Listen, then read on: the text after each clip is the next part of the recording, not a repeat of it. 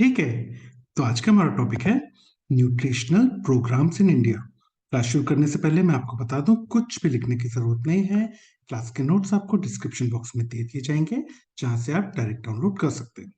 तो शुरू करते हैं हमारा न्यूट्रिशन एंड हेल्थ वाले चैप्टर का अगला topic, that is nutritional programmes in India. अब न्यूट्रिशन एंड हेल्थ वाले चैप्टर में हमने बहुत सारे टॉपिक किए हुए हैं, जैसे न्यूट्रिएंट्स, उसके सोर्सेज, डाइटरी फाइबर्स, विटामिन, उसकी डेफिशिएंसी से होने वाली बीमारियां, विटामिन ए, उसकी डेफिशिएंसी वाला जरूरतथैलेमिया, उसके प्रिवेंशन वाला programme, that is national programme for prevention of nutritional blindness. फिर हमने विटामिन बी3 डेफिशिएंसी पढ़ा था, या पेलेग्रा ट्रेस एलिमेंट्स पढ़ा था, डाइटरी ऑक्सीडेंट्स पढ़ा था। फिर हमने आयरन पढ़ा, उसकी डेफिशिएंसी वाला न्यूट्रिशनल एनीमिया पढ़ा, और हमने पढ़ा था एनीमिया मुक्त भारत। ठीक। फिर हमने आयोडीन पढ़ा, आयोडीन डेफिशिएंसी डिसऑर्डर पढ़ा। फिर हमने उसका प्रोग्राम पढ़ा, that is national iodine deficiency disorder control programme. ठीक। उसके बाद हमने फ्लोरीन पढ़ा, एंडेमिक फ्लोरोसिस पढ़ा, नलगोंडा टेक्निक पढ़ा, zinc, protein assessment method, qualitative quantitative methods देखी थी। फिर limiting amino acids, essential amino acids देखा। उसके बाद हमने नेट प्रोटीन यूटिलाइजेशन देखा। फिर एसेंशियल फैटी एसिड्स पढ़ा हमने, बैलेंस डाइट पढ़ा, डाइटरी गोल्स पढ़ा। फिर हमने माल न्यूट्रिशन पढ़ा, उसकी डेफिनेशन, अलग अलग टाइप्स। फिर हमने पीएम या प्रोटीन एनर्जी माल न्यूट्रिशन पढ़ा। उसी के तहत हमने मैरास्मस और क्वाशियोरकर के बीच में डिफरेंस देखा था। फिर हमने एनआरसी या न्यूट्रिशनल रिहैबिलिटेशन सेंटर पढ़ा। फिर हमने nutritional factors in cardiovascular diseases देखे थे, अलग अलग न्यूट्रिशनल असेसमेंट मेथड्स के बारे में पढ़ा। फिर हमने न्यूट्रिशनल सर्वेलेंस देखा, और न्यूट्रिशनल सर्वेलेंस और ग्रोथ मॉनिटरिंग के बीच में क्या डिफरेंस होता है वो भी देखा। ठीक। फिर हमने मिल्क बॉर्न डिजीजेस पढ़ा। उसके बाद हमने उसी के तहत पास्चराइजेशन पढ़ा। फिर हमने फूड बॉर्न डिजीजेस पढ़ा। फिर हमने फूड टॉक्सिकेंस भी पढ़ा था। उसी के अंदर हमने लेथायरिज्म या न्यूरोलेथायरिज्म पढ़ा था। फिर हमने फूड अडल्ट्रेशन पढ़ा, उसी के तहत हमने फूड स्टैंडर्ड्स भी पढ़े थे अलग अलग। फूड फोर्टिफिकेशन देखा, उसी के तहत फूड प्रिजर्वेटिव्स भी देखा था। बहुत इंपॉर्टेंट टॉपिक, हमने हिडन हंगर भी पढ़ा था। फिर अगर हमने हिडन हंगर पढ़ा था तो फिर ग्लोबल हंगर इंडेक्स भी देखा था। फिर इंडेक्स की बात हुई थी तो हमने ग्लाइसेमिक इंडेक्स भी देख लिया था। ठीक। फिर हमने बहुत इंपॉर्टेंट टॉपिक पढ़ा, that was nutritional problems in India. ठीक। तो ये सारे टॉपिक्स के वीडियोस जब आप चैनल की प्लेलिस्ट खोलोगे, तो प्लेलिस्ट में न्यूट्रिशन एंड हेल्थ वाली प्लेलिस्ट खोलोगे ना, तो ये सारे टॉपिक्स के वीडियोस उनके नोट्स के साथ आपको मिल जाएंगे। ठीक। तो शुरू करते हैं हमारा आज का topic, that is nutritional programmes in India. अब भाई इस पे बड़ा क्वेश्चन आता है, इसलिए इसको अच्छे से करना। पर यहाँ पे अच्छे से करने का मतलब क्या है? देखो, न्यूट्रिशनल प्रोग्राम्स इन इंडिया जब पूछे जाएंगे ना, तो सबसे पहली चीज तो आपको पता होना चाहिए कि इंडिया में कौन कौन से मुख्यतः न्यूट्रिशनल प्रोग्राम्स चलते हैं। तो उनके नाम, पहले तो ये 8 नाम पहले तो पता होना चाहिए, that is vitamin A prophylaxis programme. इसको हम किसके तहत पढ़ेंगे, आगे भी पढ़ेंगे, that was national programme for control of blindness and visual impairment. ये हम एक्चुअली नॉन कम्युनिकेबल डिजीज में पढ़ेंगे। उसके बाद prophylaxis against nutrition anaemia, जो कि हमने एनीमिया मुक्त भारत में पहले पढ़ चुका है। फिर control of iodine deficiency disorder, जिसको कि हमने national iodine deficiency disorder control program में पढ़ चुका है।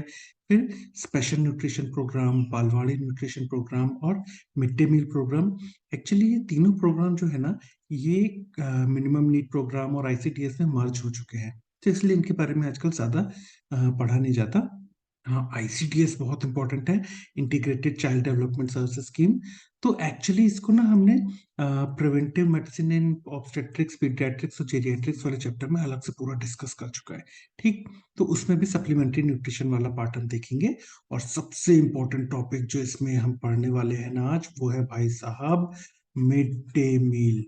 बहुत इंपॉर्टेंट है, इस पे अलग से भी क्वेश्चन आता है, तो इसको अच्छे से पढ़ेंगे। ठीक। उसके अलावा जो हमारा नेशनल न्यूट्रिशन मिशन या पोषण अभियान है ना, इसको हम अपने नेक्स्ट वीडियो में इसको अलग से इसको डिस्कस करेंगे, क्योंकि ये बहुत इंपॉर्टेंट है। ठीक। तो पहले तो भाई साहब ये 8 नाम आपको पता होने चाहिए कि ये 8 नाम कौन कौन से हैं। ठीक। इनमें से अगर तुम देखो ना, तो ये vitamin A prophylaxis programme, उसके बाद prophylaxis against nutrition anaemia और आयोडीन डेफिशिएंसी डिसऑर्डर वाला जो प्रोग्राम है ना, वो हम एक्चुअली यही न्यूट्रिशन एंड हेल्थ वाले चैप्टर में पढ़ चुके हैं। याद है? ये देखो, ये विटामिन ए वाला प्रोग्राम पढ़ चुके हैं हम, ये एनीमिया मुक्त भारत आयरन वाला प्रोग्राम पढ़ चुके हैं हम, ये national iodine deficiency disorder control programme iodine वाला प्रोग्राम पढ़ चुके हैं। तो ये 3 प्रोग्राम तो हम इसी में पढ़ चुके हैं, है ना?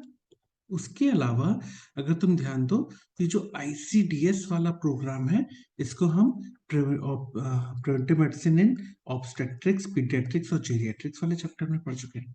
ठीक, तो ये 4 तो हम वैसे ही पढ़ चुके हैं। तो ये 3 के बारे में थोड़ी सी जानकारी हम देखेंगे और मिड डे मील को अच्छे से हम डिस्कस करेंगे। ठीक, उसके अलावा इनके बारे में थोड़ी थोड़ी सी जानकारी तो हम देखेंगे। तो पहले आपको ये 8 नाम याद होने चाहिए। कैसे याद करेंगे? तो मैं तो बोलूंगा यार, मैं जैसे याद करता था। अब ये 8 है तो इसमें से हमको अलग से याद आ जाएगा यार, न्यूट्रिशन वाले चैप्टर में। ये भाई न्यूट्रिशन प्रोग्राम्स इन इंडिया पढ़ रहे हैं तो न्यूट्रिशन वाले चैप्टर में ही होगा।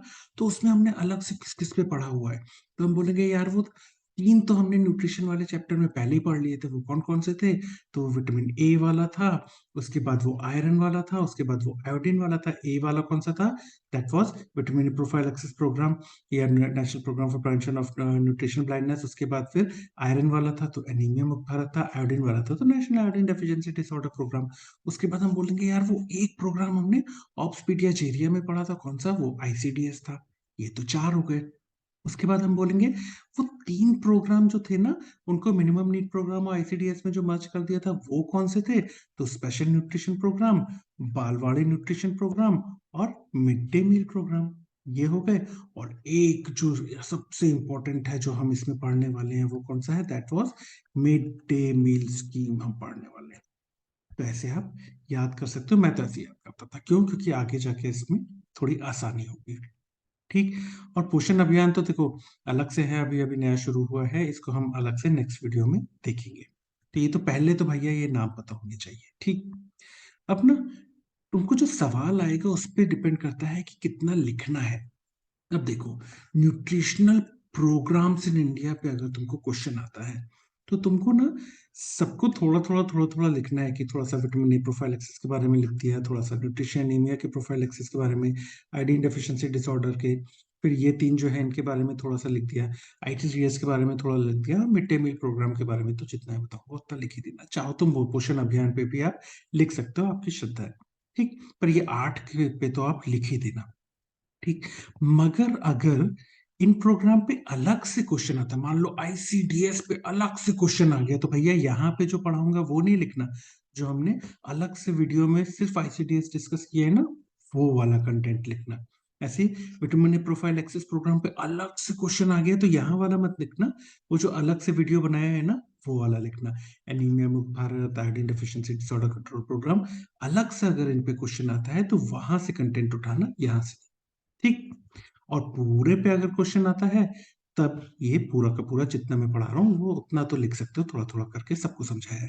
हाँ, मिड डे मील स्कीम पे अगर आपको क्वेश्चन आता है, तो इस पे तो हम यहाँ पे जितना डिस्कस करते हैं पूरा का पूरा लिखा ना, मजा आ जाएगा। ठीक। तो इतनी पंचायत के बाद अब शुरू करते हैं भैया, कि जो आज का टॉपिक है that is nutritional programmes in India. ठीक। अब ना न्यूट्रिशन प्रोग्राम्स इन इंडिया में सबसे पहली चीज जो आती है that is vitamin A prophylaxis programme, जो कि national programme for control of blindness and visual impairment के तहत आता है। ये इसका लोगो है, इस लोगो को याद रखना। इसमें हम करते क्या है? इसमें जो प्री स्कूल चिल्ड्रन होते हैं ना, स्कूल जाने से पहले की उम्र वाले बच्चे जो होते हैं, उनको हम 2 lakh international unit vitamin A का जो ऑयली प्रिपरेशन होता है ना, वो देते हैं। 2 लाख इंटरनेशनल यूनिट। और फिर हर 6 महीने में डोज को रिपीट करते हैं। सिंपल, बहुत सिंपल है। Vitamin A prophylaxis programme में आप क्या करोगे? जो प्री स्कूल चिल्ड्रन है, उनको 2 lakh international unit vitamin A दोगे। अभी कितना दोगे? 2 लाख। तो ये 2 लाख कैसे नापते हैं? तो ये विटामिन ए की जो शीशी आती है, इसके साथ ना ये चम्मच आती है, इसके अंदर ये रिंग बनी होती है। ये रिंग का मतलब होता है 1 ml इसमें आएगा, और 1 ml का मतलब होता है कि 1 लाख इंटरनेशनल यूनिट इसमें आएगी। तो ऐसे 2 चम्मच मिला दी। ठीक है। अब बहुत सारी चीजें इसमें पढ़ने लायक है कि भैया 1 साल से कम उम्र का बच्चा है तो 1 लाख इंटरनेशनल यूनिट देते हैं। फिर 1 लाख से बड़ा, 1 साल से बड़ा है तो 2 लाख। टोटल डोजेस हम 9 देते हैं। 17 लाख देते हैं international unit national immunisation schedule के तहत। पूरी सब कुछ हमने पढ़ाया हुआ है। जो इसका एक अलग से वीडियो बनाया है ना, उसमें जाके देख लेना, सब कुछ अच्छे से समझाया हुआ है। ठीक। यहाँ पे क्योंकि न्यूट्रिशनल प्रोग्राम्स इन इंडिया पे सवाल आया है, इसलिए हम थोड़ी सी जानकारी बस दे देंगे कि भैया प्री स्कूल चिल्ड्रन में 2 लाख इंटरनेशनल यूनिट हम देते हैं विटामिन ए का, ठीक। और national programme for control of blindness and visual impairment के तहत आता है। थोड़ी सी जानकारी, बाकी आपकी श्रद्धा पे है, जितना लिखना चाहो वहां से उठा के यहाँ लिख सकते हो। मैं बोलूंगा एटलीस्ट मिनिमम इतना तो लिख देना। पहला हो गया हमारा विटामिन ए प्रोफाइलैक्सिस प्रोग्राम। फिर दूसरा आता है हमारा, that is prophylaxis against nutrition anaemia. इसमें न्यूट्रिशन एनीमिया से बचाव के लिए हम क्या क्या करते हैं? पहले तो भैया हम आयरन फोर्टिफिकेशन करते हैं। वो जो सॉल्ट का फोर्टिफिकेशन करते हैं ना, तो उसका आजकल डबल फोर्टिफिकेशन होने लगा है, यानी कि उसमें आयोडीन के अलावा आयरन भी मिलाया जाने लगा है। तो इस तरह से न्यूट्रिशन एनीमिया का बचाव कर सकते हैं। उसी के तहत, उसी के अलावा हम दूसरी चीज क्या हमने शुरू की, that was intensified iron plus initiative या एनीमिया मुक्त भारत। इसकी शुरुआत की गई है, इसका लोगो होता है।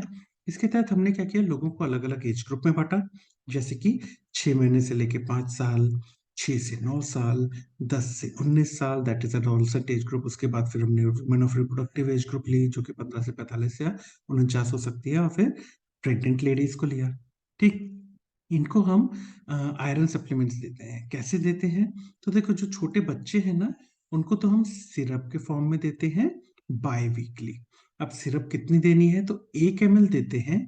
इस 1 ml सिरप में करीब 20 मिलीग्राम एलिमेंटल आयरन होता है और करीब 100 माइक्रोग्राम फोलिक एसिड होता है, ठीक। ऐसे ही जो 6 से 9 साल के बच्चे होते हैं, अब यार देखो, छोटे बच्चों को सिरप दे दिया, अब ये 6 से 9 साल के बच्चों का नाटक ना चलेगा, ये लोग टैबलेट खा सकते हैं, ठीक है। तो अब यहाँ से सबको हमको दवाई की गोली देनी है, टैबलेट देनी है। तो ये जो 6 से 9 साल के बच्चे होते हैं, इनको टैबलेट दी जाती है आयरन फोलिक एसिड की। पिंक कलर की टैबलेट होती है ये, और इसको वीकली दिया जाता है। और एक टैबलेट में करीब 45 मिलीग्राम एलिमेंटल आयरन होता है और 400 माइक्रोग्राम फोलिक एसिड होता है, ठीक। उसके बाद फिर जो एडोलेसेंट एज ग्रुप के बच्चे होते हैं, उनको भी हम टैबलेट देते हैं। इनकी टैबलेट ब्लू कलर की होती है। इनको भी वीकली दी जाती है एक एक टैबलेट, और एक टैबलेट में करीब 60 मिलीग्राम एलिमेंटल आयरन और करीब 500 माइक्रोग्राम फोलिक एसिड होता है, ठीक। अब सबको सेम डोज, एक ही वही टैबलेट दी जाएगी जो अभी इसमें दे रहे हैं, बस कलर चेंज होगा और फिर फ्रीक्वेंसी थोड़ी सी चेंज होगी। तो women of reproductive age group जो है, उनको कितनी देंगे? तो उनको भी वही टैबलेट देनी है आपको, बस इनकी टैबलेट लाल रंग की होती है। इनको भी आपको वीकली देना है। इनको भी एक टैबलेट में 60 मिलीग्राम एलिमेंटल आयरन और 500 माइक्रोग्राम फोलिक एसिड होगा। सेम है एडोलसेंट, चाहे adolescent, women of reproductive age group और प्रेग्नेंट वुमेन, इनकी जो टैबलेट है ना, है सेम, बस थोड़ा थोड़ा सा डिफरेंस है। जैसे कि एडोलसेंट एज ग्रुप और women of reproductive age group में क्या डिफरेंस है कि इनकी वाली लाल होती है, इनकी वाली नीली होती है। वहीं जो रिप्रोडक्टिव एज ग्रुप की वुमेन है और प्रेग्नेंट वुमेन, इनमें क्या फर्क होता है, तो इनमें बताते हैं। देखो, प्रेग्नेंट वुमेन को जो देते हैं वो भी वही लाल रंग की टैबलेट होती है आयरन फोलिक एसिड की, मगर इनको वीकली नहीं देना है, इनको डेली देना है। वही रहेगी, 60 milligram elemental iron, 500 microgram folic acid. तो इनको डेली देना है। अब डेली का नाम आ गया, तो कब से कब तक देना है, ये बहुत इंपॉर्टेंट है प्रेग्नेंट वुमेन को। तो ये कब से कब तक देना है, वो देखो नीचे लिखा है कि इनकी टैबलेट आपको स्टार्ट डेली जो देनी है, एक टैबलेट वो स्टार्ट करनी है 4th मंथ ऑफ प्रेगनेंसी से, और फिर इनको प्रेगनेंसी के जो बचे हुए 180 दिन है वो उसमें लगातार देनी है। इनफैक्ट डिलीवरी के बाद भी 180 दिनों तक देनी है। बहुत सिंपल है, तुमको यहाँ पे दिख ही रहा है। 4th महीने से स्टार्ट की है, यानी चौथा, पांचवा, छठवां, सातवां, आठवां, 9वां महीना, यानी कि 6 महीने लगातार दी, तो दैट इज लगभग 180 दिन। और फिर डिलीवरी के बाद 180 दिन, यानी डिलीवरी के बाद भी 6 महीने और देनी है, ठीक। तो ये हो गया आपका prophylaxis against nutrition anaemia. Syrup की बात करो तो ये कुछ इस तरह की सिरप आती है, और जो एनीमिया मुक्त भारत है उसका लोगो कुछ इस तरह का होता है, टैबलेट कुछ इस तरह की होती है। इन टैबलेट के बारे में याद रखना, ये सब कलर कोड, ये तो कलर कोडिंग इनकी की गई है, मगर इन तीन सारी टैबलेट्स में एक चीज याद रखना, ये सब ना शुगर कोटेड होती हैं, तो मतलब ऐसे आनाकानी भी नहीं करते हैं, बच्चे अच्छे को खिलाओ तो, ठीक है। अब ना इसको याद कैसे करना है, इसको अपन ने जो अलग से जो अपने एनीमिया मुक्त भारत पे वीडियो बनाया है ना, उसमें जाओगे ना तो उसमें अच्छे से समझाया है कि इन डोसेज को याद कैसे करना है, कलर कोडिंग और डोसेज सबको कैसे याद करना। तो वहां जाके अलग से देख सकते हो। अब हमने ना इसमें और भी चीजें होती है, जैसे एनीमिया मुक्त भारतम एल्बेंडाजोल भी देते हैं और वो सारी चीजें भी होती है, लेकिन उसको यहाँ डिस्कस नहीं किया क्योंकि हम न्यूट्रिशनल प्रोग्राम्स इन इंडिया पढ़ रहे हैं। तो उसके तहत जितनी जानकारी इतनी तो मिनिमम दे देना, ठीक। बाकी सारी चाहिए है तो इसका जो अलग से वीडियो डिस्कस किया है उसमें जाके पूरा पढ़ सकते हो, ठीक। यहाँ पे मिनिमम इतनी जानकारी तो दे देना अगर आपसे न्यूट्रिशनल प्रोग्राम्स इन इंडिया पूछा जाए तो, ठीक। उसके बाद इनफैक्ट ये जो डबल फोर्टिफिकेशन है ना, तो हमने ना फूड फोर्टिफिकेशन पे भी अलग से वीडियो डाला हुआ है। तो जो हमारा ये न्यूट्रिशन वाला चैप्टर है ना, तो न्यूट्रिशन वाली प्लेलिस्ट खोलोगे आप तो उसमें आपको फूड फोर्टिफिकेशन वाला टॉपिक मिल जाएगा। उसमें हमने अच्छे से समझाया कि भैया डबल फोर्टिफिकेशन क्या होता है, फूड फोर्टिफिकेशन क्या होता है। तो वहां जाके आप समझ सकते हो। उसका भी वीडियो हमने न्यूट्रिशन एंड हेल्थ वाली प्लेलिस्ट में डाला हुआ है, फूड फोर्टिफिकेशन नाम से, ठीक। तो ये हमारा सेकंड हो गया। हर नंबर पे आता है control of iodine deficiency disorder.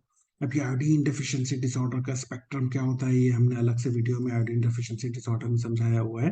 इसलिए यहाँ पे सिर्फ इसके प्रिवेंशन वाले प्रोग्राम के बारे में थोड़ी जानकारी दे देते हैं कि भैया 1962 में आया था नेशनल वाटर कंट्रोल प्रोग्राम के नाम से। 1986 के आसपास इसका नाम चेंज होकर national iodine deficiency disorder control programme रख दिया गया था। इस प्रोग्राम के तहत किया क्या गया, मेन तो अपने को ये देखना है।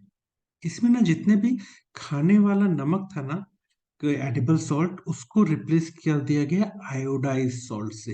तो जो सादा नमक होता था ना, उसको हमने आयोडाइज सॉल्ट से, मतलब कि जो नमक है उसको हमने फोर्टिफाई कर दिया, इससे आयोडीन से। तो आयोडाइज सॉल्ट भैया अब तो कर दिया गया है कि भैया आयोडाइज सॉल्ट ही खाना है, ठीक। इसके प्रोग्राम के आने के बाद ये डिसाइड किया गया। तो हमने जो पढ़ा था ना डबल फोर्टिफिकेशन, ये देखो आजकल जो नमक आते हैं उसमें आयरन आयोडीन दोनों होते हैं। इनफैक्ट जो आयोडाइज सॉल्ट होते हैं ना उसमें ये देखो फोर्टिफाइड सॉल्ट का ऐसा लोगो भी बना हुआ होता है, ठीक। इनफैक्ट ये वाला जो प्रोग्राम है national iodine deficiency disorder control programme, इसका वीडियो हमने अलग से बनाया हुआ है, वहां जाके आप इसको और अच्छे से देख सकते हो। यहाँ पे मिनिमम इतनी जानकारी तो लिख देना, बाकी जितनी आपकी इच्छा हो आप उतना लिख सकते हो। मैं बोलूंगा मिनिमम इतना तो लिख देना क्योंकि सवाल जो है वो न्यूट्रिशनल प्रोग्राम्स इन इंडिया पे पूछा गया है, न कि national iodine deficiency disorder control programme पे। इस पे पूछा जाता तो वो जो वीडियो हमने डिस्कस किया है उसका पूरा कंटेंट लिख देते अपन, लेकिन यहाँ पे एटलीस्ट मिनिमम इतना तो लिख देना, ठीक। तो ये तीन तो हमारे प्रोग्राम हो गए जो हम पहले भी डिस्कस कर चुके हैं न्यूट्रिशन वाले चैप्टर में। उसके बाद वाले जो प्रोग्राम हैं वो हैं जो आए तो थे लेकिन बाकी दूसरे प्रोग्राम से मर्ज कर दिए गए। उसके तहत एक आया था स्पेशल न्यूट्रिशन प्रोग्राम, जो फिफ्थ 5 ईयर प्लान में इसको मिनिमम नीड प्रोग्राम का पार्ट बना दिया गया और ग्रेजुअली आगे जाके इसको आईसीडीएस में मर्ज कर दिया गया। ICDS is integrated child development services scheme, ठीक। ऐसे ही बाल वाड़े न्यूट्रिशन प्रोग्राम आया। अभी जो बाल वाड़े हुआ करती थी, पहले हुआ करती थी, ये धीरे धीरे जाके फेज आउट हो गई। आजकल कौन सी चलती है, आजकल पता है ना आपको, हमने पढ़ा भी है, आजकल आंगनवाड़ी चलती है। और आंगनवाड़ी वाली चीज हमने किसके अंदर पढ़ी थी, हमने आंगनवाड़ी पढ़ी थी आईसीडीएस के तहत। आईसीडीएस पे हमने डिस्कस किया हुआ है। तो धीरे धीरे करके बालवाड़ी फेज आउट हुई और धीरे धीरे यूनिवर्सलाइजेशन ऑफ आईसीडीएस हो गया। तो आजकल इस पे ध्यान दिया जाता है। तो ये दो प्रोग्राम की थोड़ी सी जानकारी आप लिख देना, एटलीस्ट एग्जामिनर चाहता है कि आपको पता हो कि इनके नाम क्या थे, ठीक। तो ये नाम तो एटलीस्ट पता होना चाहिए। फिर इनफैक्ट 1961 में मिड डे मील प्रोग्राम भी आया था जिसको कि हम स्कूल लंच प्रोग्राम कहते थे। मिनिस्ट्री ऑफ एजुकेशन ने लाया था। क्यों भैया, क्योंकि इसका मुख्य उद्देश्य पता क्या था, इसका मुख्य उद्देश्य था स्कूल लंच प्रोग्राम है ना, तो इसका मुख्य उद्देश्य था कि बच्चे स्कूल की तरफ आने आ सके, मतलब स्कूल आने के लिए प्रोत्साहित हो सके और फिर उनको स्कूल में रोका जा सके, उनको रिटेन किया जा सके, जिससे कि स्कूल से जो ड्रॉप आउट्स होते थे उसमें कमी लाया जा सके। इसीलिए मिनिस्ट्री ऑफ एजुकेशन ने ये प्रोग्राम लाया था।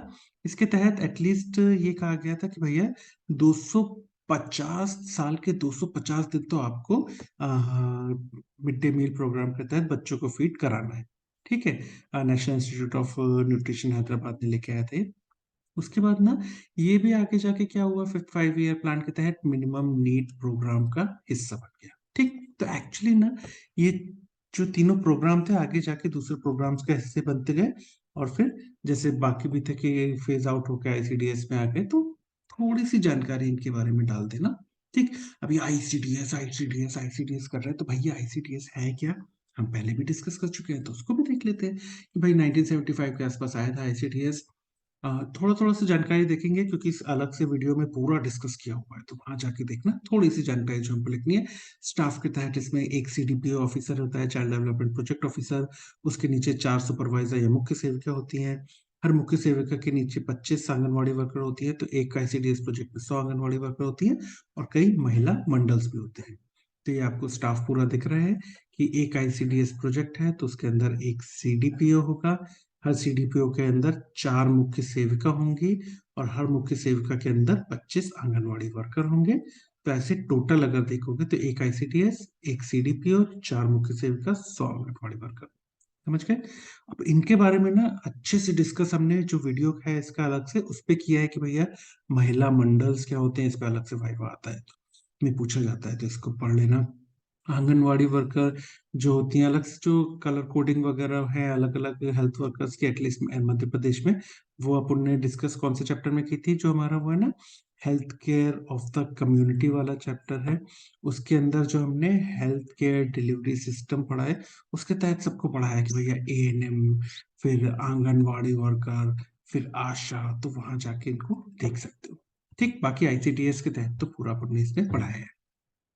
उसके अलावा बेनिफिशियरीज कौन होती है आईसीडीएस की, तो वही 6 साल से कम उम्र के बच्चे, 0 to 3 और 3 to 6 वाले, फिर एडोलसेंट गर्ल्स होती हैं। Women of reproductive age group 15 से 45 से 15 से 49 भी बोल सकते हो। फिर प्रेग्नेंट लेडीज और नर्सिंग मदर्स या लैक्टेटिंग मदर्स। ठीक है। सर्विसेज कौन कौन सी दी जाती है? Supplementary nutrition, nutrition and health education दिया जाता है। इम्यूनाइजेशन कराया जाता है बच्चों का और प्रेग्नेंट लेडीज का, हेल्थ चेकअप्स कराया जाता है सबका। नॉन फॉर्मल और प्री स्कूल एजुकेशन बहुत इंपॉर्टेंट है, हमने डिस्कस किया है। और रेफरल सर्विसेज, ये कुछ सर्विसेज दी जाती है। तो ना ये सारी चीजें हमने बहुत अच्छे से डिस्कस की हैं। जो हमारा आईसीडीएस का वीडियो है ना, उसमें सबको बहुत अच्छे से डिस्कस किया है कि क्या क्या सर्विसेज कैसे दी जाती हैं, किन किन लोगों को कौन सी सर्विसेज दी जाती हैं। और बहुत इंपॉर्टेंट जैसे नॉन फॉर्मल एजुकेशन क्या होता है, या प्री स्कूल एजुकेशन क्या होता है, ये सब हमने बहुत अच्छे से डिस्कस किया है वहां पे, तो वहां जाके आप देख सकते हो। यहाँ पे क्योंकि सवाल आया है न्यूट्रिशनल प्रोग्राम्स इन इंडिया पे, तो हमारा मुख्य फोकस है इसका जो एक सर्विस है, दैट इज सप्लीमेंट्री न्यूट्रिशन पे। तो सप्लीमेंट्री न्यूट्रिशन में आईसीडीएस के तहत क्या किया जाता है? तो देखो, मेन बेनिफिशियरी इसमें कौन आती है कि भाई 6 साल से कम उम्र के बच्चे, प्रेग्नेंट लेडीज और जो नर्सिंग मदर्स हैं, जो लैक्टेटिंग मदर्स हैं, वो हमारी मेन बेनिफिशियरीज होती हैं। इनको ना सप्लीमेंट्री न्यूट्रिशन साल में कम से कम 300 दिन हमको प्रोवाइड करना है। अब कैसे करेंगे? तो देखो, जो बच्चे हैं ना, उनको हम आंगनवाड़ी में ही खाना बना के खिलाते हैं। एटलीस्ट एक मील आंगनवाड़ी में ही उनको हमको खिलाना है। तो और उस एक मील में कितना होना चाहिए? तो कम से कम 500 किलो कैलोरीज मिल जाने चाहिए उनको, और करीब 12 से 15 ग्राम प्रोटीन मिल जाना चाहिए।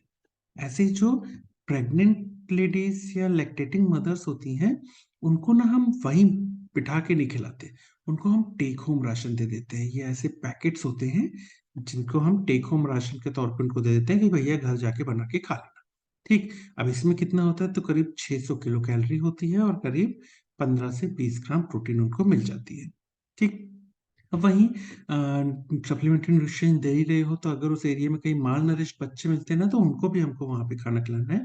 तो उनको भी एक मील आंगनवाड़ी में ही हम खिलाते हैं। इनकी जो है थोड़ा सी डिफरेंस है कि 800 किलो कैलोरी तक इनको खिलाना है, और 20 से 25 ग्राम तक हमको इनको प्रोटीन देना है। ठीक।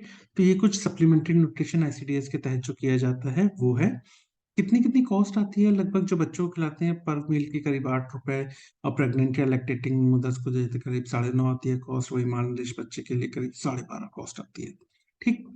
तो ये थोड़ी सी जानकारी सप्लीमेंट्री न्यूट्रिशन जो हम आईसीडीएस में देते हैं उसकी है।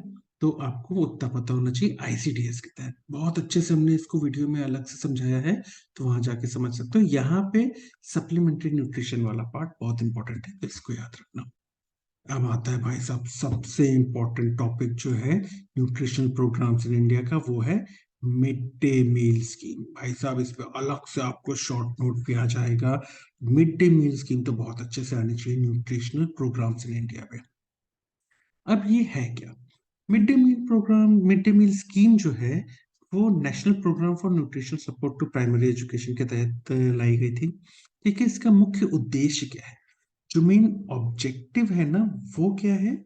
मेन ऑब्जेक्टिव है कि हमको प्राइमरी एजुकेशन जो होती है ना हर बच्चे की, उसको यूनिवर्सलाइज करना है कि हर बच्चे को प्राइमरी एजुकेशन तो मिलनी चाहिए।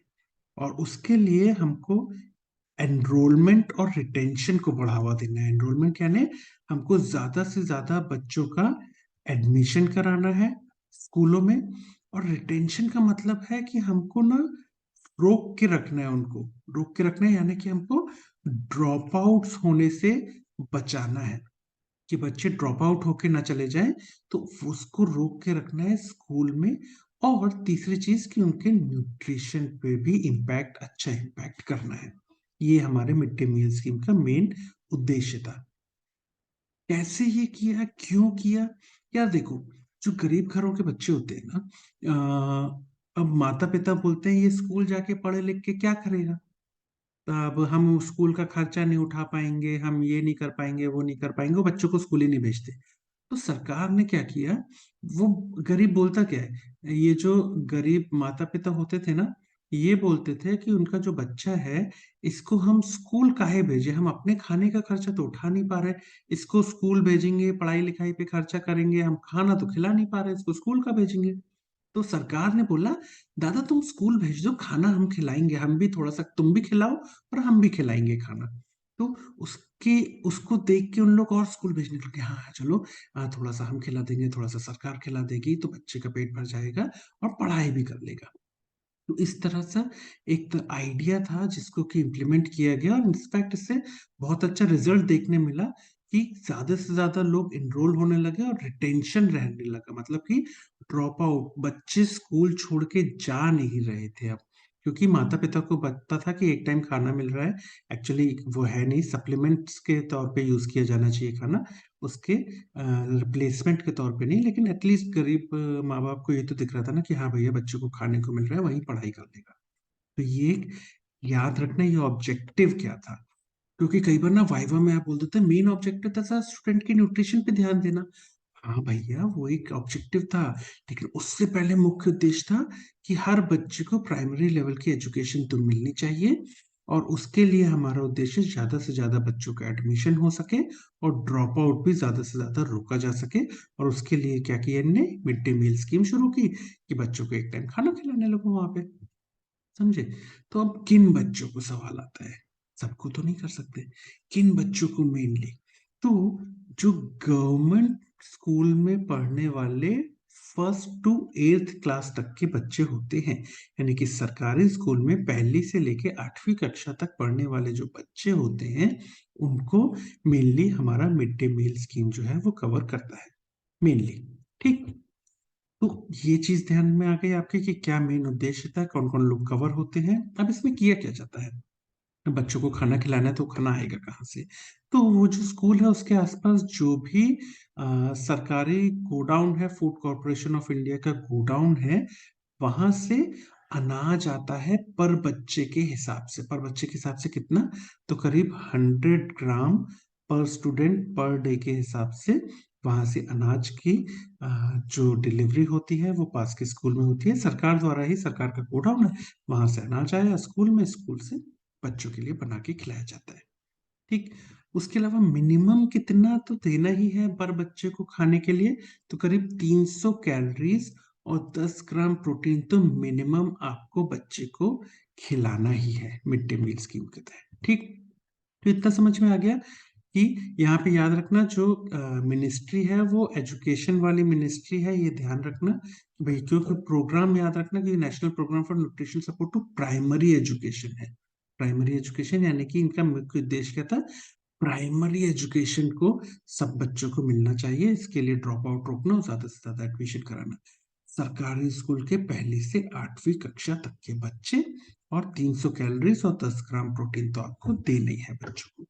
ठीक, तो ये तो थोड़ी सी जानकारी अपन ने मिड डे मील स्कीम की दे दी कि भैया बच्चों को वहीं पे स्कूल में रोका जाता है, बच्चों को वहीं पे खाना खिलाया जाता है जिससे कि ज्यादा से ज्यादा बच्चों को एडमिशन हो और ड्रॉप आउट कम से कम हो, और एक टाइम बच्चों को वहां पे खाना खिला दो। अब ना आपने ये थोड़ी सी जानकारी तो ले ली, लेकिन जो मेन प्रिंसिपल है, भैया मिड डे मील स्कीम में जो खाना वगैरह आप बना रहे हो उसका, वो उस खाने में क्या चीजें बहुत इंपॉर्टेंट है, वो ही सार है मिड डे मील स्कीम का।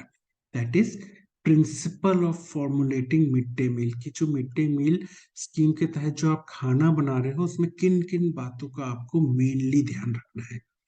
सबसे पहली चीज, ये ना सप्लीमेंट होना चाहिए होम डाइट का, ना कि सब्स्टिट्यूट, समझे? सप्लीमेंट यानी कि जो घर में आप खाना खिला रहे हो उसमें ऐड ऑन करे न्यूट्रिशन, ना कि उसको रिप्लेस करे। रिप्लेस नहीं करना है घर के खाने को। ऐसा नहीं बोलना है कि भैया एक टाइम का हम खिला रहे हैं तो तुमको घर पे बस एक टाइम खिलाना, नहीं भैया, सुबह आप नाश्ता करा के भेजो, खाना खिला के भेजो, हम भी खिलाएंगे, आप भी खिलाओ। तो एज अ सप्लीमेंट होना चाहिए मिड डे मील, ना कि रिप्लेसमेंट। ठीक है, तो सब्स्टिट्यूट नहीं, सप्लीमेंट है ये। तो भैया जितना आप खिला रहे हो उसमें और जोड़ के हम न्यूट्रिशन दे रहे हैं, उसको अलग से रिप्लेस नहीं कर रहे हैं कि इसकी जगह हम ये खिला रहे हैं, नहीं भैया, जगह नहीं ले रहा है मिड डे मील घर के खाने की, सिर्फ उसमें ऐड ऑन, उसके न्यूट्रिशन में और जोड़ रहा है। ठीक, पहला बहुत इंपॉर्टेंट। ठीक, ऐसा हमने और कहाँ देखा था, याद है जब पल्स पोलियो पढ़ते हैं तो पल्स पोलियो में जो 2 बूंद जिंदगी पिलाते हैं तो वो बोलते हैं कि भैया जो तुम्हारी नेशनल इम्यूनाइजेशन शेड्यूल के तहत चल रही है उसको चलने दो, ये एड ऑन है, वैसे ही यहाँ पे भी है। ठीक, सेकेंड मोस्ट बहुत इंपॉर्टेंट प्रिंसिपल क्या है? सेकेंड बहुत इंपॉर्टेंट प्रिंसिपल है कि जो टोटल एनर्जी इनटेक और प्रोटीन इनटेक बच्चे का है ना, तो आप जितना खाना खिला रहे हो बच्चे को स्कूल में उससे total energy intake per day क्या, 1/3 तो आपको खिलाना है बच्चे को, और प्रोटीन इनटेक का एटलीस्ट हाफ, तो टोटल का हाफ तो आपको प्रोटीन उसको दे देना है अपने स्कूल में। ठीक, क्योंकि कोई भरोसा नहीं है यार, गरीब परिवार के बच्चों में घर जाके उतना मिल पाए नहीं मिल पाए, तो एटलीस्ट इतना मिनिमम 1/3 एनर्जी और हाफ प्रोटीन तो आपको दे देना। माता पिता पूरी कोशिश करते हैं, जो गरीब बच्चे हैं उनके माता पिता पूरी कोशिश करते हैं कि बच्चों को पूरा अच्छे से खाना, मतलब खुद नहीं खाते हैं बच्चों को खिला देते हैं, वो लोग पूरी कोशिश करते हैं, पर हमको अपनी तरफ से भी कोशिश करनी है कि एटलीस्ट 1/3 टोटल एनर्जी और हाफ ऑफ प्रोटीन तो हम ही खिला दें। ठीक, तो ये बहुत इंपॉर्टेंट है। अब ना यहाँ पे कंफ्यूजन होता है, उसको भी याद रखना कि आप ना कई बार हाफ, 1/3 प्रोटीन की जगह 1/3 एनर्जी की जगह 1/3 प्रोटीन बोल देते हो, और हाफ प्रोटीन की जगह हाफ एनर्जी बोल देते हो। तो इसमें कंफ्यूजन नहीं होना है भाई। मिड डे मील स्कीम के तहत आपको 1/3 ऑफ टोटल एनर्जी, आपकी जो मील है उसमें 1/3 ऑफ टोटल एनर्जी रिक्वायरमेंट होनी चाहिए और half of total protein requirement इसको आपको देनी चाहिए। कैसे याद करेंगे? बहुत इजी है। 1/3 तो ये क्या है, 3 है, 1/3 एनर्जी का, तो 1/3 एनर्जी का, तो ये एनर्जी को के ई को उल्टा कर दो तो क्या हो जाएगा, 3 हो जाएगा। तो एनर्जी का 1/3 आपको देना है, तो ऐसे याद हो जाएगा। तो फिर प्रोटीन भी आपको अलग से याद हो जाएगा कि भैया प्रोटीन है, और वैसे भी याद करना है। तो ये आपका क्या है, आपका प्रोटीन 2 है, 2 में ऐसा कर दो तो पी बन जाएगा। तो ऐसे भी याद कर सकते हो। ठीक, तो 1/3 ऑफ टोटल एनर्जी और half of protein mid day meal scheme के तहत जो खाना खिलाते हैं उतना तो देना चाहिए। ठीक, ऐसे ही याद कर सकते हो। तो ये तो 2 हो गए। तीसरा होता है कि भैया जो खाना आप बना के खिला रहे हो वो जो बच्चों को, उसका कॉस्ट कम से कम रखना है। ऐसा नहीं कि आपने बोला कि भैया खाना खिलाना है तो एक काम करते हैं अपन, इनको शाही पनीर खिलाते हैं, काजू करी खिलाते हैं, बच्चों को हमारा नाम होगा, हमने शाही पनीर खिलाते हैं, काजू करी। दादा, पैसा तो उतना ही आ रहा है, उतने रिसोर्सेज में आपको उनको अच्छे से अच्छा पोषण देना है। तो ऐसा नहीं करना कि तुमने बोला शाही पनीर एक दिन खिला दिया और एक दिन काजू करी खिला दी, फिर बोला बच्चों देखो जो खर्चा था ना तो 3 दिन के खर्चे के हिसाब से हमने तुमको शाही पनीर खिला दिया, बाकी 3 दिन के खर्चे के हिसाब से काजू करी खिला दी। तो एक्चुअली तुमको खिलाया तो 2 दिन है, पर खर्चा 6 दिन का हो गया। तो ऐसा नहीं करना है। कॉस्ट आपको लो, जो भी आप खाना खिला बना रहे हो किचन में, स्कूल के किचन में, वो लो कॉस्ट रखना है, जिससे कि आपका बजट ना बिगड़े। ठीक है, ऐसा नहीं कि लो क्वालिटी, जस्ट कॉस्ट बोला, लो क्वालिटी वाइज लो नहीं करना, कॉस्ट बोला। ठीक, तो ये ध्यान रखना है। उसके बाद ना, मील्स ऐसी होनी चाहिए जो कि स्कूल में ही प्रिपेयर हो सके। ठीक है, जो स्कूल के किचन होते हैं वहीं पे प्रिपेयर हो सके, ऐसी मील बनानी है हमको। हमको मील ऐसी नहीं बनानी कि भैया हमारे को ना समझ में आ रहा कि करना क्या है। मतलब आपने ये बोल दिया कि यार एक काम करो, हम ना बच्चों के लिए बढ़िया तंदूरी रोटी बनाएंगे। और हम क्या करेंगे, हम उनके लिए तंदूर में वो क्या बनाते हैं अपन, हम इनके लिए जो पनीर टिक्का बनाएंगे, बेहतरीन तंदूर वाले बारबेक्यू आइटम बनाएंगे। भैया तंदूर कहाँ से आएगा, तुमको स्कूल में तंदूर थोड़ी मिलेगा, तुमको स्कूल में बारबेक्यू थोड़ी मिलेगा। तो ये सब हाई फाई चीजें नहीं करनी, सिंपल रखना है कि भैया ऐसा मील बनाओ जो स्कूल के किचन में आराम से प्रिपेयर हो सके, ज्यादा तामझाम की जरूरत ना हो। ठीक, तो ये हो गया चौथा पॉइंट। उसके बाद ना हमको लोकली अवेलेबल फूड्स, वेजिटेबल्स जो है उनसे ही मील को प्रिपेयर करना है। समझे, जो लोकल मार्केट में या लोकली जो अवेलेबल होते हैं फूड्स, वेजिटेबल्स, उनसे प्रिपेयर करना है।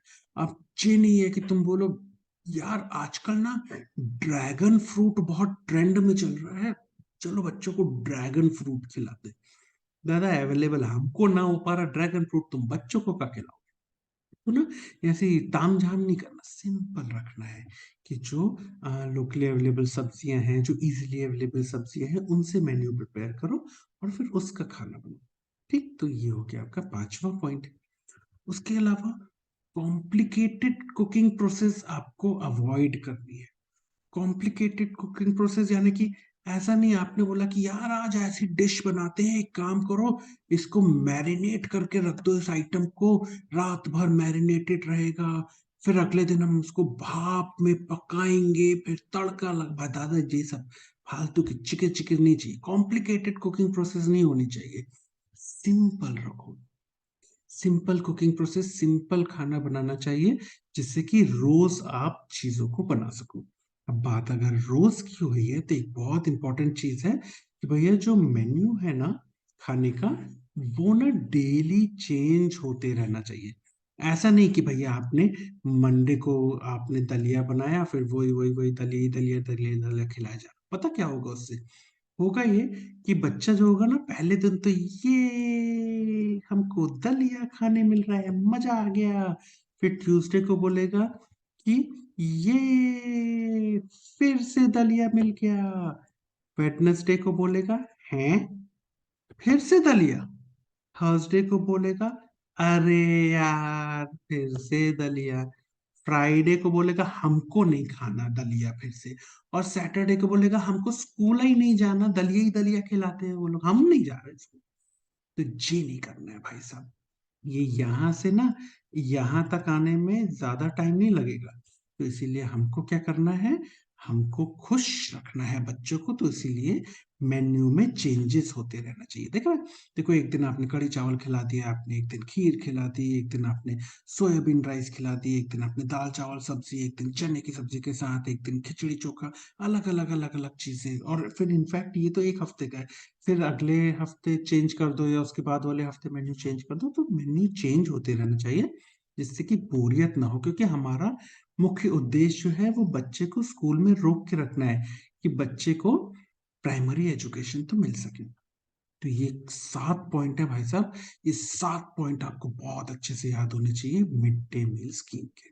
ठीक, बहुत इंपॉर्टेंट है। अब हमने देख लिया कि भैया क्या क्या मिड डे मील स्कीम में होता है, क्या प्रिंसिपल्स होते हैं, थोड़ी सी जानकारी अगर याद रखना हो तो रख सकते हो इसको भी, कि मिड डे मील स्कीम के तहत कितना जो अनाज है, सब्जियां हैं, वो कितनी देनी चाहिए पर बच्चे के हिसाब से। तो अगर अनाज की बात करें तो करीब 75 ग्राम पर डे पर चाइल्ड के हिसाब से। अगर हम दाल की बात करें तो करीब 30 ग्राम, ऑयल या फैट्स की तो 8, ग्रीन लीफी वेजिटेबल्स जो होती हैं या लीफी वेजिटेबल्स जो होती हैं वो करीब 30 ग्राम पर डे पर चाइल्ड, और नॉन लीफी वेजिटेबल्स की बात करें तो करीब 30 ग्राम पर डे पर चाइल्ड के हिसाब से। तो एटलीस्ट ये कुछ यूनिट्स है, अगर याद रखना हो तो आप रख सकते हो। नंबर्स की बात करूं मैं अगर, तो नंबर्स जो होते हैं वो चेंज होते रहते हैं, तो जो कि भी आपकी अपडेटेड बुक है, लेटेस्ट अपडेटेड बुक्स है, उनको एक बार रीचेक कर लेना, क्योंकि मैं जब डाल रहा हूं तो ये लेटेस्ट है, जब आप वीडियो देख रहे हो तो तब लेटेस्ट देख लेना। ठीक।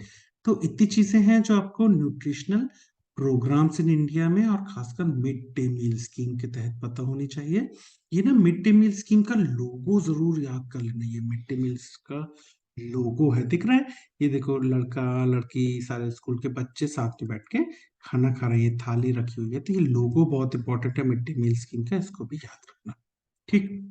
अब ना, अगर मैं बात करूं सवाल की, तो भाई साहब बहुत इंपॉर्टेंट, स्टार को न्यूट्रिशन वाले चैप्टर में किसी को बड़ा क्वेश्चन देना है ना, लॉन्ग क्वेश्चन, तो वो न्यूट्रिशनल प्रोग्राम्स इन इंडिया आपको दे देगा। या तो न्यूट्रिशनल प्रॉब्लम्स इन इंडिया आपको देगा, या न्यूट्रिशनल प्रोग्राम्स इन इंडिया दे देगा आपको। ये दो बहुत इंपॉर्टेंट क्वेश्चन है, तो स्टार क्वेश्चन है भैया लॉन्ग क्वेश्चन के हिसाब से, न्यूट्रिशनल प्रोग्राम्स इन इंडिया। वहीं अगर शॉर्ट नोट देना है उसको, तो आपको मिड डे मील पे शॉर्ट नोट दे देगा, सिंपल सीधा मिड डे मील। बताओ। तो ये दो बहुत इंपॉर्टेंट क्वेश्चन है आपके, एक तो मिड डे मील स्कीम, और लॉन्ग क्वेश्चन में national programmes in India. Theory में तो ये दो बहुत इंपॉर्टेंट है। अब बात करूं अगर वाइवा की, तो वाइवा में भाई साहब सीधा सीधा पहला सवाल वाइवा में कि भैया बता दो न्यूट्रिशनल प्रोग्राम्स इन इंडिया के नाम। तो तुमको ये 8 नाम तो पता होने चाहिए, उसके अलावा पोषण अभियान भी पता होना चाहिए। ठीक, तो इसको तो हम अगले वीडियो में डिस्कस करेंगे, तो एटलीस्ट ये नाम आपको वाइवा के तहत पता होने चाहिए। उसके अलावा ये सारी चीजें जो है, विटामिन ए प्रोफाइल एक्सेस में वाइवा में क्या क्या पूछा जाता है, ये हम पहले भी पढ़ा चुके हैं, वहां जाके देख लो। न्यूट्रिशन एनीमिया वाले प्रोफाइल एक्सेस प्रोग्राम में भी वाइवा में क्या क्या पढ़ाया जाता है, ये हमने एनीमिया मुक्त भारत वाले वीडियो में पढ़ा है, वहां जाके आप देख सकते हो। वाइवा और एमसीक्यूज में क्या क्या पूछना है, ये सब हमने इसमें भी पढ़ाया हुआ है, तो अलग से वीडियो में आप जाके देख सकते हो वाइवा और एमसीक्यूज में क्या क्या पूछना है। अब ना, ये जो बाकी 3 थे, that is special nutrition program, Balwadi nutrition program और मिड डे मील प्रोग्राम, ये 3 के ना नाम एटलीस्ट आपको पता होने चाहिए। और ये मिड डे मील प्रोग्राम के वाइवा में तो नहीं, लेकिन एमसीक्यू में एक बार पूछा गया था कि इसका मेन उद्देश्य क्या होता है, तो वही बच्चों को ज्यादा से ज्यादा अट्रैक्ट करना और स्कूल में रिटेन करा के रखना। ठीक। तो ये कुछ चीजें आपको एटलीस्ट मिनिमम तो पता होनी चाहिए वाइवा और एमसीक्यूज के हिसाब से। देखो, एमसीक्यू अगर स्पेशल न्यूट्रिशन प्रोग्राम या बालवाड़ी न्यूट्रिशन प्रोग्राम में आएगा ना, तो वो है कि बाद में जाके इनको किसमें मिला दिया गया, तो आईसीडीएस में मिला दिया गया, इस पे आपको सवाल पूछा जा सकता है। या in fact mid day meal programme को बाद में जाके किसमें किसका हिस्सा बन गया, तो मिनिमम नीड प्रोग्राम का, ये आपको एमसीक्यू आ सकता है। ठीक। आईसीडीएस में क्या क्या पूछना है, तो वाइवा और एमसीक्यू में क्या क्या पूछा जाता है, ये सब कुछ हमने आईसीडीएस में बहुत अच्छे से डिस्कस किया हुआ है। तो आईसीडीएस वाला जो अलग से हमने जो वीडियो बनाया हुआ है, आप वहां जाके उसको देख सकते हो। बहुत अच्छे से हमने इसको वाइवा एमसीक्यू सब कुछ डिस्कस किए हुए हैं। ठीक है, ये सारे जितने भी अंडरलाइन पार्ट हैं, सब हमारे जितने भी एंट्रेंस एग्जाम्स हैं उसमें पूछे जाने वाले एमसीक्यूज हैं, तो ये सब कुछ हमने पहले डिस्कस किया हुआ है, आप जाके वहां पे वीडियो में देख सकते हो। मिड डे मील प्रोग्राम की बात करते हैं भैया, वाइवा और एमसीक्यूज में क्या इंपॉर्टेंट। वाइवा की बात करें तो सबसे पहली चीज तो वाइवा में वही पूछ ली जाती है कि मेन उद्देश्य क्या है भैया। तो मेन वही है कि प्राइमरी एजुकेशन मिलनी चाहिए बच्चों को, और उसके लिए एडमिशन ज्यादा से ज्यादा हो सके और ड्रॉप आउट कम से कम हो सके, ये है। उसके अलावा न्यूट्रिशन। दूसरा वाइवा क्वेश्चन, कौन कौन से बच्चे आते हैं इसमें, तो ये भी वाइवा में पूछा जाता है। वाइवा में जो सबसे ज्यादा पूछा जाता है ना, वो है भाई साहब principles of mid day meal. ये बहुत इंपॉर्टेंट है, ये पूछा ही पूछा जाता है। एक एक लाइन पे अलग अलग से वाइवा हो जाता है, वही सीधा बोल देते हैं यार तुमको बनाना है तो एक काम करो कि तुम ड्रैगन फ्रूट खिला दो, वो तो काफी न्यूट्रिशियस भी होता है, तो इनमें फंसना नहीं है। एग्जामिनर जाल तो फेंकेगा, आप बोलेगा कि भैया मील जो बनाना है तो कैसी मील, तंदूरी, तंदूरी उसको पनीर बना दो या तंदूरी रोटी, इन सब में फंसना नहीं है, हमको अपने प्रिंसिपल्स पे ध्यान रखना है। तो प्रिंसिपल्स कर याद रहेंगे तो वाइवा अच्छे से, जैसे वाइवा में यहाँ पूछ लिया जाता है क्यों, हम मिड डे मील में दे रहे हैं बच्चों को, तो माँ बाप को यही बोलना है ना कि एक टाइम तुम खिलाओ, एक टाइम हम खिलाएं। नहीं, यहाँ फंसना नहीं है, एग्जाम में 1.5 आना है बेटा तुमसे, तो उनके जाल में नहीं फंसना। बोलना नहीं सर, हमको जो मिड डे मील में खाना दे रहे हैं वो एज अ सप्लीमेंट होता है, ना कि सब्सटीट्यूट। ठीक है। और वाइवा में ये बहुत इंपॉर्टेंट क्वेश्चन पूछता है कि भैया कितनी एनर्जी, टोटल एनर्जी रिक्वायरमेंट और कितना टोटल प्रोटीन रिक्वायरमेंट का हमको मिड डे मील के तहत खिलाना है, ये भी वाइवा में पूछा जाता है। ठीक। ये प्रिंसिपल सीधा पूछ लेते हैं या ये दो अलग से आप क्वेश्चन पूछते हैं। ठीक। उसके अलावा वाइवा में, ठीक है, ये नंबर्स तो ज्यादा नहीं पूछते। एमसीक्यूज की बात करें तो एक तो यही एमसीक्यू आ सकता है कि किस लिए, मेन तो वही रिटेंशन वगैरह और अट्रैक्ट करना स्कूल में। स्कूल पे क्वेश्चन आ सकता है कि कौन कौन से बच्चे एनरोल हो सकते हैं इसमें, इस पे भी एमसीक्यू आ सकता है। कितना मिनिमम देना है, इस पे भी आपको एमसीक्यू आ सकता है। ठीक। उसके अलावा यहाँ देखोगे प्रिंसिपल्स में तो एमसीक्यू आया है कि भैया ये सप्लीमेंट होता है ना कि सब्स्टिट्यूट। कितनी एनर्जी कितना प्रोटीन, इस पे भी एमसीक्यू आया हुआ है। और कॉस्ट लो होना चाहिए, इस पे भी एमसीक्यू आया है। कॉम्प्लिकेटेड नहीं होनी चाहिए प्रोसेस, और मेन्यू चेंज होता रहना चाहिए। सारी लगभग सब पे एमसीक्यू आया हुआ है। मिड डे मील बहुत इंपॉर्टेंट है। ठीक। उसके अलावा इस पे ना पूछा नहीं जाता है, पर याद रखना हो तो आपकी श्रद्धा। ठीक। तो मिड डे मील स्कीम का ना लोगो याद रखना। इस पे इमेज बेस्ड क्वेश्चन आपको सीधा सीधा आ सकता है एमसीक्यू में, या फिर इनफैक्ट जो स्पॉटिंग होती है ना, उसमें ये लोगो रख दिया जाएगा, बोलेंगे पहचान कौन। तो ये पता होना चाहिए भैया। ठीक। कि भैया मिड डे मील स्कीम का लोगो ये होता है। और ना वाइवा में समझाते आना चाहिए, बोलते मिड डे मील का लोगो तो ये है क्या, बताना क्या चाह रहा है, तो उनको बताना है स्कूल में पढ़ने वाली बच्चियां बच्चे सब साथ में मिलके खाना खा रहे हैं, ये थाली है, ऐसे समझाओगे तो समझ जाएंगे। ठीक।